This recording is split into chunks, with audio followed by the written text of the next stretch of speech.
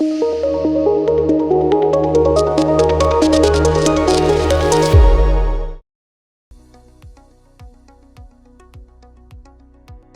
Friends, నేను doctor భౌనిక and infertility కన్సల్టెంట్గా work చేస్తున్నానండి at 49 hospital, LB Nagar branch, Hyderabad.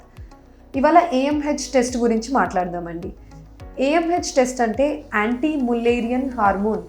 ఈ యాంటీ ముల్లేరియన్ హార్మోన్ లేడీస్లోనే కాదు, మగవాళ్ళలో కూడా ఉంటుంది ఈ హార్మోను. బట్ ఇవాళ డిస్కషన్లో మాత్రం ఓన్లీ లేడీస్లో ఈ టెస్ట్ సిగ్నిఫికెన్స్ ఏంటి అన్న దాని గురించి మాట్లాడతాను. ఏఎంహెచ్ అన్న టెస్ట్ ఏం చేస్తుందంటే, ప్రతి లేడీ పుట్టినప్పుడు ఎన్నో నంబర్ ఆఫ్ ఎగ్స్తో మనం పుడతాం. ఫిక్స్డ్ నంబర్ అండి.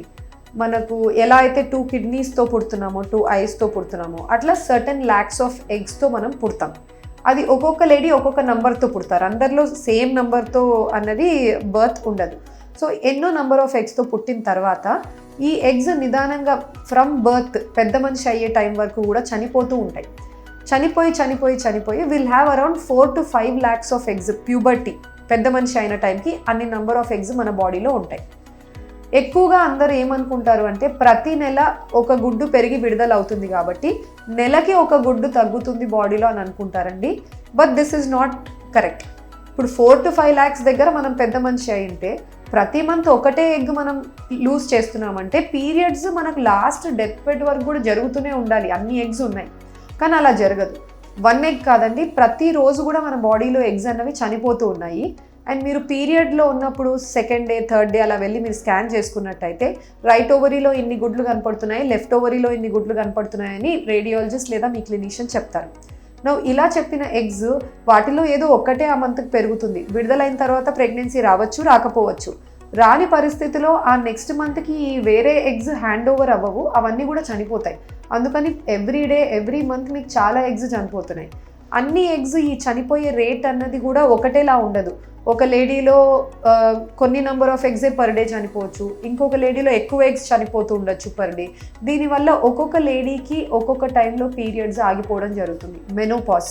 సో పీరియడ్స్ ఆగిపోయి ఈ మెనోపాజ్ అటైన్ చేసే ఏజెస్, సమ్ లేడీస్ 45 yearsకి అటైన్ అవ్వచ్చు, సమ్ లేడీస్ 50 years, కొంతమందిలో 50 to 53 years దగ్గర కూడా పీరియడ్స్ ఇంకా కూడా వాళ్ళకు వస్తూ ఉంటాయి.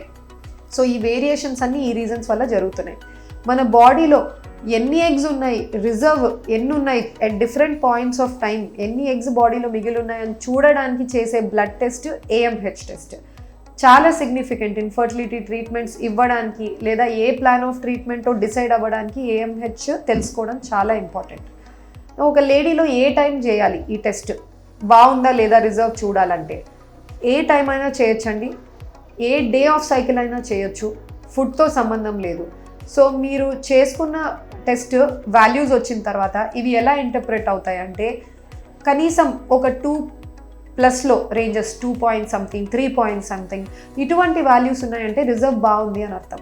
ఒక్కసారి 2 కంటే తక్కువ పడిపోయింది అనుకోండి, ఈవెన్ మీరు బుక్స్ థియరీలో చూసినట్టయితే 1.2 అంటే 1.2 కంటే తక్కువ ఉంది అంటే ఇంకా మన బాడీలో మిగిలిన గుడ్ల సంఖ్య బాగా తగ్గిపోయింది అని అర్థం. సో మనం తొందరపడాలి, ఫాస్ట్గా ప్లాన్ చేసుకోవాలి. ట్రీట్మెంట్స్ ఉన్న, ప్రెగ్నెన్సీ ఉన్న, వెయిట్ చేద్దాం ఇంకా 1 year నాకు వద్దు పిల్లలు తర్వాత చూసుకుందామంటే లేటర్ ఆన్ ప్రెగ్నెన్సీ రావడం డిఫికల్ట్ అవ్వచ్చు. సో అందుకని ఏఎంహెచ్ మనకు ఒక వార్నింగ్ సైన్ లాగా వర్క్ అవుతుంది. సెకండ్ వచ్చేసి మరీ హై ఏఎంహెచ్ ఉండొచ్చు ఎవరిలో, నీటి బుడగల సమస్య ఉన్న వాళ్ళు. ఈ పీసీఓడి ఉన్న వాళ్ళలో ఏమవుతుందంటే ఎగ్స్ చాలా ఉంటాయి కానీ వాళ్ళకు ఎగ్ పెరుగుదల ప్రాబ్లం. సో ఎగ్స్ చాలా ఉండడం వల్ల ఈ high AMH nearly 10 point 11 point కూడా చూస్తాము వీళ్ళలో. ఇలా హై ఏఎంహెచ్ ఉన్నప్పుడు ఒక ఎగ్ పెరగడానికి కూడా రెసిస్టెన్స్ ఇస్తూ ఉంటుంది ఈ హై ఏఎంహెచ్ వాళ్ళు. సో అకార్డింగ్గా నార్మల్ రేంజ్ ఉంటే ఇట్ ఈస్ ఆల్వేస్ గుడ్. మరీ లో ఉండకూడదు, మరీ హై కూడా ఉంటే ఈ నీటి బుడగల సమస్య ఉన్నట్టు, ప్రాబ్లం అన్నట్టు మనకు తెలుస్తుంది. సో ఏఎంహెచ్ టెస్ట్ చేసుకొని మీ డాక్టర్తో డిస్కస్ చేసుకోగలిగితే మీరు ఫ్యామిలీ ఎప్పుడు ప్లాన్ చేసుకోవాలి, ప్రెగ్నెన్సీ ఎప్పుడు ప్లాన్ చేసుకోవాలి, ట్రీట్మెంట్స్ ఉన్నట్టయితే ట్యాబ్లెట్లతోనే ఎన్ని నెలలు ట్రై చేయొచ్చు, ఐయుఐలు ఎన్ని నెలలు ట్రై చేయొచ్చు, ఎంత ఫాస్ట్గా ఐవీఎఫ్ వైపుగా మనం తిరగాలి. సో ఇవన్నీ కూడా మీకు బెటర్ ఐడియా ఇవ్వడానికి హెల్ప్ అవుతుంది. Thank you.